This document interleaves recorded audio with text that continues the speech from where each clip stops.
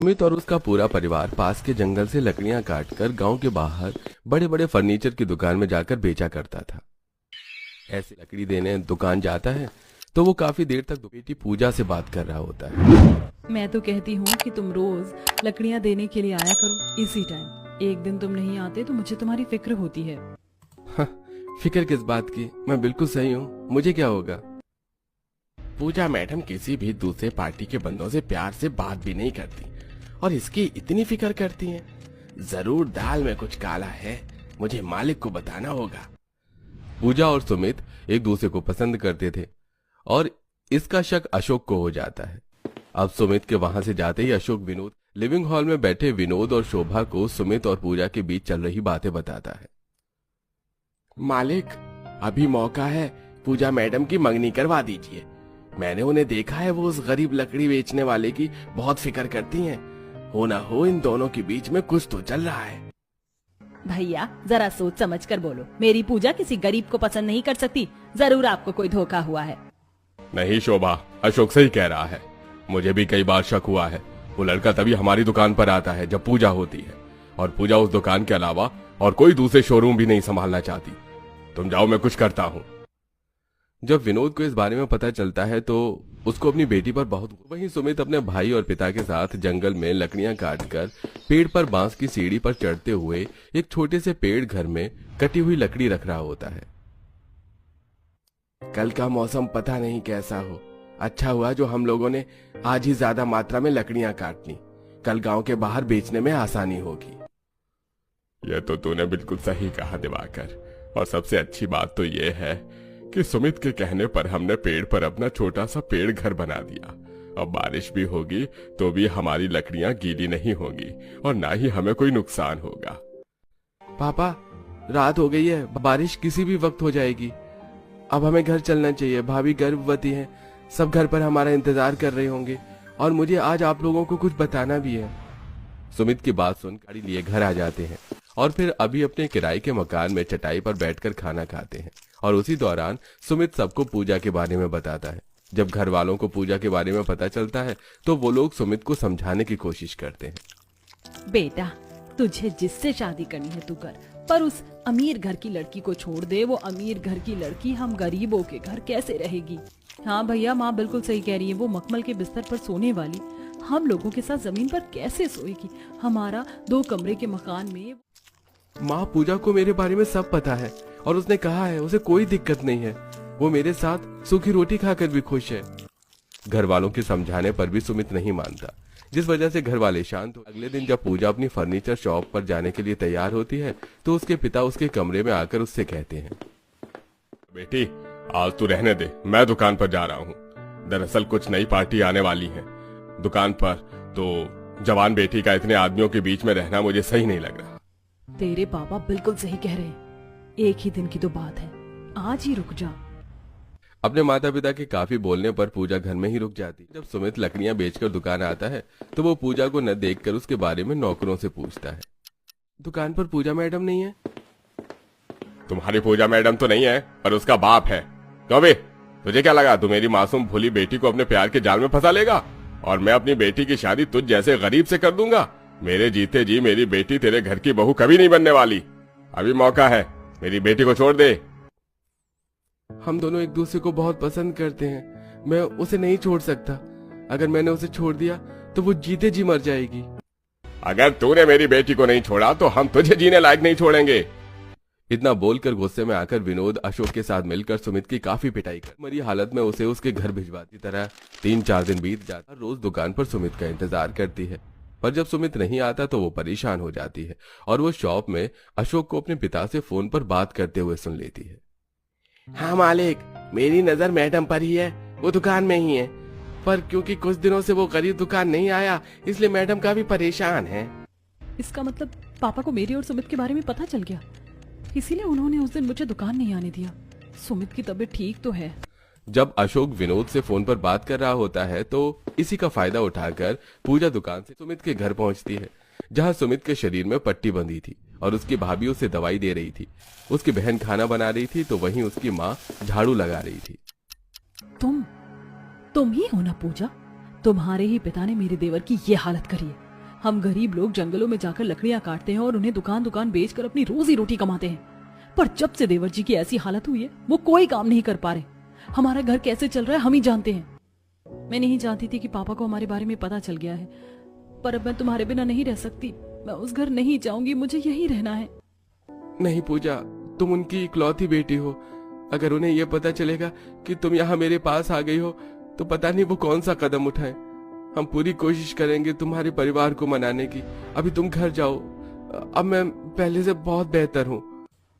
हाँ बेटा, किसी भी रिश्ते की शुरुआत करने के लिए माँ बाप का आशीर्वाद लेना बहुत जरूरी होता है। सुमित और उसके परिवार के कहने पर पूजा वहां से चली जाती है और जैसे विनोद अपनी बेटी को एक थप्पड़ मारता है और उससे कहता है, उस गरीब लकड़ी बेचने वाले के ही घर गई थी ना, उसी से मिलकर आ रही है ना। पर अब बहुत हुआ, मैंने तुम्हारा रिश्ता तय कर दिया है। अगले ही हफ्ते अब तुम्हारी शादी होगी। शोभा, तुम अपनी बेटी पर नजर रखना। पूजा, तूने ये सही नहीं किया। एक बार हमारी इज्जत का तो ख्याल रख लेती। जब आप लोगों को मेरा ख्याल नहीं है, मेरी खुशी का ख्याल नहीं है, तो मैं आप लोगों का ख्याल क्यों रखूं? रोती हुई पूजा अपने कमरे में चली। देखते एक हफ्ता बीत, दिन भी आ जाता है, पर पूजा अपने घर वालों को नहीं मना पाती। इसीलिए वो शादी वाले दिन ही लहंगे में सजी अपने कुछ कपड़े और पैसे लेकर मौका देखकर शादी से भागकर सुमित के घर आ जाती है, जहां सुमित अपने भाई और पिता के साथ कुछ लकड़ियां लेकर। अच्छा हुआ सुमित जो तुम आ गए। मेरे पापा कभी तुम्हें नहीं अपनाएंगे। अब हमें शादी कर लेनी चाहिए। आज मेरी शादी थी, वो जोर जबरदस्ती मेरी शादी करवा रहे थे, पर मैं वहां से भाग चुकी हूँ। अब मैं वहां नहीं जाऊंगी। अगर तुमने भी मुझे नहीं अपनाया तो आज मेरी इस घर से लाश उठेगी। पूजा, तुम रो मत। अब मैं तुम्हें यहाँ से कहीं नहीं भेजूंगा। अब हम साथ में रहेंगे। अगर तुम बच्चों ने फैसला कर ही लिया है साथ रहने का, तो हम कल सुबह ही तुम दोनों की शादी करवा देंगे। अभी रात हो चुकी है और बाहर तेज आंधी तूफान चल रहा है। बादल छाए हुए थे, इसलिए वो लोग सुबह होने का इंतजार करते हैं। होती है, तेज बारिश होने लगती है। पता नहीं भगवान ने हमारे बच्चों की किस्मत में क्या लिखा है। इस बारिश को भी अभी होना था। पापा, जैसे ही बारिश रुकेगी आप पूरे परिवार के साथ मंदिर जाकर पूजा और सुमित की शादी करवा देना। मैं लकड़ियां बेचने चला जाऊंगा। अगर हम सब घर में बैठे रहे तो घर चलाना मुश्किल हो जाएगा, क्योंकि अब घर में एक नहीं दो बहुएं हैं। हुआ जंगल जाता है और बारिश रुकते ही लकड़ियां काट कर सारी लकड़ियों को जमा करके पेड़ घर में रख देता है। तो वहीं पूरा परिवार पूजा और सुमित की शादी मंदिर में करवा देते हैं। वहीं अशोक और अपने कुछ गुंडों के साथ सुमित के घर और उसके मकान मालिक का पता करके उसके पास जाता है, जिसके घर में सुमित का परिवार किराए पर रह रहा था। नहीं मालिक, मैं उन्हें घर खाली करने को नहीं बोल सकता। बाहर देखो, बारिश शुरू हो गई है। इस बारिश में वो गरीब परिवार कहाँ जाएगा? आप नहीं जानते वो लोग इतने गरीब हैं, पर फिर भी एडवांस किराया देकर रखते हैं। मैं इतने अच्छे किराएदार को घर खाली करने के लिए नहीं कह सकता। तभी विनोद मकान मालिक का कॉलर पकड़ लेता है। अगर तूने उन गरीबों को बेघर नहीं किया तो मैं तुझे बेघर कर दूंगा। सब खड़े खड़े मुंह क्या देख रहे हो? घर में जितना भी सामान रखा है सब तोड़ना शुरू करो। नहीं नहीं भाई साहब, अपने गुंडों को रोक दीजिए। मैं उन लोगों को घर से निकाल दूंगा। मैं अभी छाता लेकर जा रहा हूँ। विनोद की धमकी सुनकर मकान मालिक डर ही छाता लेकर सुमित के घर पहुंचता है और उन्हें घर खाली करने को कहता है। भैया, हमने तो इस महीने का किराया भी भर रखा है। हम इस बारिश में कहाँ जाएंगे? मेरी एक बहू गर्भवती है और दूसरी बहू आज ही शादी करके घर आई है। आपके घर बहू नहीं आफत आई है अम्मा जी। आप कृपया करके मेरा घर खाली कर दीजिए, वरना आप लोगों के चक्कर में मैं बेघर हो जाऊंगा। ठीक है मालिक, हमें थोड़ा समय दो। हम अपना सामान पैक करके शाम होने से पहले घर खाली कर देंगे। सुरेश अपने मकान मालिक की हालत को समझता है और पूरा परिवार उदास अपना अपना सामान समेट लेते हैं। देखते हो जाती है और वो लोग शाम होने से पहले घर खाली कर देते हैं और रास्ते पर चलते चलते वो लोग बातें करते हैं। माँ, फिर से काले बादल छा रहे हैं। अब तो तेज तूफान भी आ रहा है। हम इस बारिश में कहाँ जाएंगे? माँ जी, हमारे सर पर अब कोई छत नहीं है। रात कहाँ बिताएंगे? कुछ ही देर में अंधेरा हो जाएगा। अब हम क्या करें? मैं आसपास में बात करके आता हूँ। के साथ आसपास के घरों में बात करने जाता है। सुरेश अपने पूरे परिवार के साथ एक पेड़ के पास बैठ जाता है। काफी विनती करने पर भी सुमित और दिवाकर को कोई अपना घर किराए पर नहीं देता और वो उदास अपने परिवार से कहते हैं, पूजा के पिताजी ने यहाँ सभी को डरा धमका के रखा है। हमें कोई यहाँ घर नहीं देने वाला। और सुमित, मुझे नहीं लगता कि तुम गांव के बाहर जहां भी लकड़ियां बेचने का काम करते हो वहां कोई भी अब तुमसे लकड़ियां लेगा, इसलिए अब पूरे घर की जिम्मेदारी मुझ पर और पापा पर है। अभी ये सब बात करने का समय नहीं है, अभी हमें सर छुपाने के लिए जगह चाहिए। बच्चों, मेरे पास एक तरकीब है। हमने जंगल में एक पेड़ पर छोटा सा पेड़ घर बनाया है। कुछ ही दिन में बारिश शुरू हो जाए, उससे पहले हमें उस पेड़ घर में चलना चाहिए। आज रात उस पेड़ घर में बिता लेंगे और बाकी कल देखते हैं। पापा बिल्कुल सही कह रहे हैं, आज रात हमें हमारे उस छोटे से पेड़ घर में ही रहना चाहिए। सुरेश अपने पूरे परिवार के साथ जंगल जाता है। अब एक एक करके सब बांस की सीढ़ी पर चढ़कर पेड़ घर में जाते हैं और पेड़ घर की सफाई करने लगते हैं। दीदी, आप प्रेग्नेंट हैं, आप मुझे दे दीजिए लकड़ियों की गठरी, इन्हें मैं साइड कर देती हूँ। नहीं पूजा, तुम अमीर घर से हो, तुमने तो आज तक एक मटका पानी का नहीं उठाया होगा, तुमसे लकड़ी का बोझ नहीं उठने वाला, तुम बैठ जाओ, हम कर लेंगे। भाभी आप आराम कर लो, हम सब 10 मिनट में यहाँ की सफाई कर लेंगे। अब मैं भी इस घर की बहू हूँ और मैंने सुमित से वादा किया था, सुख हो या दुख मैं हमेशा आप लोगों के साथ रहूंगी। घर वालों के मना करने पर भी पूजा नहीं मानती और अपनी सास के हाथ से झाड़ू लेकर झाड़ू लगा। वहीं पूजा और काजल लकड़ियों के बोझा एक के ऊपर एक रखने लगती हैं। भी दिवाकर, विनोद और सुमित लकड़ियां काट रहे होते हैं। कुछ ही देर में वो पेड़ घर में आ जाते हैं। ये पेड़ घर कितना छोटा है, हम सब इसमें कैसे रात बिताएंगे? बाहर बहुत तेज बारिश हो रही है। वो तो अच्छा है जो हमने एक पेड़ घर बना रखा था, कोई हमें अपना घर किराए पर नहीं देना चाहता। क्यों ना हम इसी तरह 2 और छोटे छोटे पेड़ घर बना ले, ताकि जब तक हमें घर नहीं मिल जाता हम अपने पेड़ घर में ही रह सकें। वैसे हमने ये पेड़ घर इसलिए बनाया था ताकि इसमें हम अपनी सूखी लकड़ियां और खेत की कुछ सब्जियां और राशन रख सकें, क्योंकि नीचे हमारी झोपड़ियां जानवर तोड़ देते थे और कई बार कुछ लोग लकड़ियां लेने आते और हमारा सामान चोरी कर लेते, और कई बार बारिश होने की वजह से भी भारी नुकसान हो जाता था। पर किसने सोचा था यही हमारा सहारा बनेगा। दिवाकर का आइडिया सभी को पसंद आता है। अब वो लोग बारिश में अपने छोटे से पेड़ घर में रात गुजारती, पूरा परिवार उसी जंगल में लकड़ियां काटने लगता है। तो वहीं काजल अपनी माँ और छोटी भाभी के साथ पेड़ के नीचे पन्नी लगाकर खाना बना रही होती है और एक बार फिर अचानक बारिश शुरू हो जाती है। अचानक बारिश कैसे शुरू हो गई? माँ, खाना ढक दो और ऊपर चलो, जितना खाना बना है आज उतना ही खाकर पेट भर लेंगे। बारिश की वजह से सभी लोग घर में जाते हैं, पर सुमित और दिवाकर अपने पिता के साथ दोबारा नीचे आते हैं और बारिश कीचड़ में भी पेड़ों की कटाई करते हैं, उनकी घिसाई करते हैं और लकड़ियों के टुकड़ों को जोड़कर पेड़ घर बनाने की तैयारी कर रहे होते हैं। इसमें अब पूजा भी पूरा साथ देती है। वो भी भारी भारी लकड़ियां उठाकर सुमित को देती है और काम करने से पूजा के हाथों में छाले आ जाते हैं। सब मेरी वजह से हो रहा है।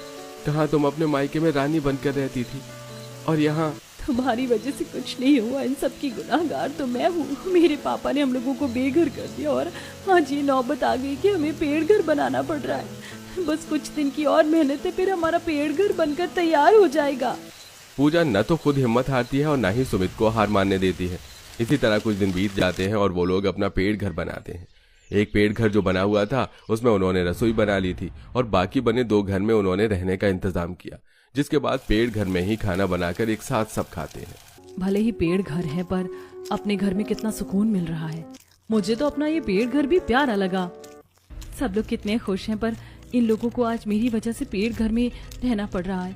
अब मुझे भी काम करना होगा, पर मेरे पास अभी तो कोई डिग्री ही नहीं है। सब घर पर है, कोई मुझे नौकरी पर क्यों रखेगा? पर मैं भी हार नहीं मानूंगी। आज तक मैंने अपने घर में नौकरानियों का इंटरव्यू लिया है, उन्हें रखा, पर अब खुद नौकरानी का इंटरव्यू देने जाऊंगी। पूजा, तुम क्या सोच रही हो? खाना खाओ। पापा की वजह से तुम्हारा काम नहीं चल रहा है, इसलिए मैंने सोचा है कि अब मैं भी काम करूंगी। ठीक है पूजा, अगर तुम काम करना चाहती हो तो हमें कोई परेशानी नहीं है। सुमित हर कदम में पूजा का साथ देता है। खाना खाकर सास जेठानी के लिए उसके पेड़ घर में एक मुलायम गद्दा तैयार करती है, जिस पर जेठानी आराम से सोती है। वहीं दूसरे पेड़ घर में पूजा और सुमित सोते हैं और रसोई वाले घर में सास ससुर। अगली सुबह होते ही पूजा काम की तलाश में निकल जाती है, पर अचानक से बारिश हो जाती है। इस बारिश को भी अब ही होना था, पर मैं हार नहीं मान सकती। मैं इस कीचड़ और बारिश के पानी में ही जाऊंगी काम की तलाश में। पूजा बारिश और कीचड़ में भी घर घर जाती है और ये सब अचानक से विनोद अपनी गाड़ी में बैठा देख लेता है। अब पूजा के जाते ही विनोद उन घरों में जाता है और आंखों में आंसू लिए बाहर आता है। मेरी बेटी बारिश में कहीं नहीं जाती थी, उसे कीचड़ और गीला होना बिल्कुल भी पसंद नहीं था, पर इन गरीबों ने मेरी बेटी की ऐसी हालत बना दी है कि वो बारिश में नौकरों वाला काम देख रही है। मैं उन गरीबों को छोड़ूंगा नहीं। बस एक बार पता चल जाए वो लोग कहाँ रहते हैं।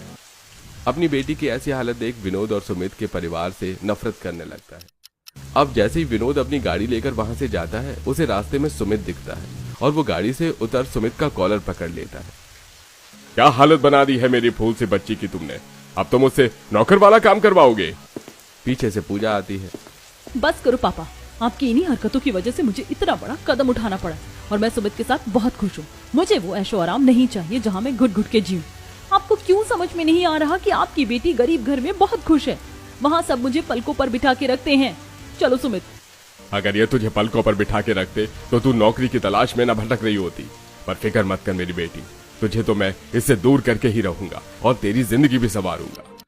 इतना बोलकर विनोद वहां से चला जाता है। सुमित के साथ पेट घर आती है जहां सब बैठे थे। पूजा, तुम पढ़ी लिखी लड़की हो, तुमने अपने पापा का बिजनेस संभाला है।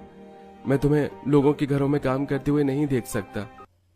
हाँ बहू, तुझे कोई जरूरत नहीं है ऐसी नौकरी करने की। हम इस पेड़ घर में ही रहेंगे। माँ जी, यहाँ कोई सुविधा नहीं है। दीदी का 7वां महीना लग गया है और अब मैं भी गर्भवती हूँ। और रही मेरी नौकरी की बात, तो मुझे लगा बिना डिग्री के मुझे कोई नौकरी नहीं देगा, पर मैं गलत थी। मुझे एक छोटी सी नौकरी मिल गई है। अभी 20,000 रुपए सैलरी है, पर उन्होंने कहा है कि अगर मेरा काम अच्छा हुआ तो मेरी तरक्की भी होगी। पूजा की प्रेगनेंसी और उसकी नौकरी की खबर सुनकर पूरा परिवार काफी खुश होता है। शांति जंगल से कुछ फूल तोड़कर लाते हैं और अपने पेड़ घर को सजाते हैं। साथ ही वो लोग अपने हाथों से खराब कपड़ों का मोटा सा बिस्तर बनाते हैं जिस पर पूजा सोती है। नेहा की इसी तरह कुछ दिन बीत जाते हैं और कार विनोद को सुमित का पेड़ घर मिल ही जाता है और वो शोभा के साथ वहां आता है और सीढ़ियां चढ़कर ऊपर जाता है। तो तुम गरीब लोग बेघर होने के बाद इस पेड़ घर में रह रहे हो। तुम ये खुशी भरी जिंदगी दे रहे हो मेरी बेटी को। चल पूजा, अब मैं तुझे इन लोगों के साथ एक पल भी नहीं रहने दूंगा। मैं जानता हूं इन गरीबों का साथ रहकर तू बहुत दुखी है, बस मुझे बता नहीं रही। हाँ मेरी बच्ची, तेरे पापा बिल्कुल सही कह रहे हैं। नीचे कितना कीचड़ था, तू यहाँ कैसे खुश रह सकती है। माँ पापा, मैं खुश हूँ।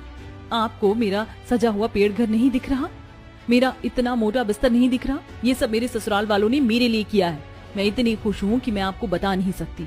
और अब मैं एक अच्छी नौकरी भी करती हूँ। मुझे ना सिर्फ पेट भर खाना मिलता है, बल्कि इतना प्यार मिलता है जो मुझे आज तक आप लोग भी नहीं दे सके। और अब मैं प्रेग्नेंट हूँ, तो मैं सुमित को किसी भी हाल में नहीं छोड़ने वाली। मैं अपने बच्चे को उसके पिता से दूर नहीं कर सकती। अगर आप लोगों ने कभी भी सच में मुझे प्यार किया होगा तो आप लोगों को कसम है मेरी, मुझे मेरी जिंदगी मेरे हिसाब से जीने दीजिए। मैं यहाँ बहुत खुश हूँ। सुनिए जी, हमें यहाँ से जाना चाहिए। पूजा की बातों से लगता है कि वो सच में यहाँ बहुत खुश है और हम भी तो अपनी बेटी की खुशियाँ ही चाहते हैं ना। पूजा की ऐसी बातें सुनकर विनोद और शोभा हार जाते हैं और उदास आंखों में आंसू लिए वहां से चले जाते हैं। इसके बाद पूजा अपने उस पेड़ घर में रहती है। समय गुजरता है और सुमित अब लकड़ियां न बेचकर खुद ही फर्नीचर का काम करता है और बहुत जल्द वो लोग गांव में अपना खुद का मकान लेते हैं। और समय समय पर शोभा और विनोद भी पूजा से मिलने उसके घर आते हैं और अपनी बेटी को हमेशा खुश देखकर काफी खुश होते हैं।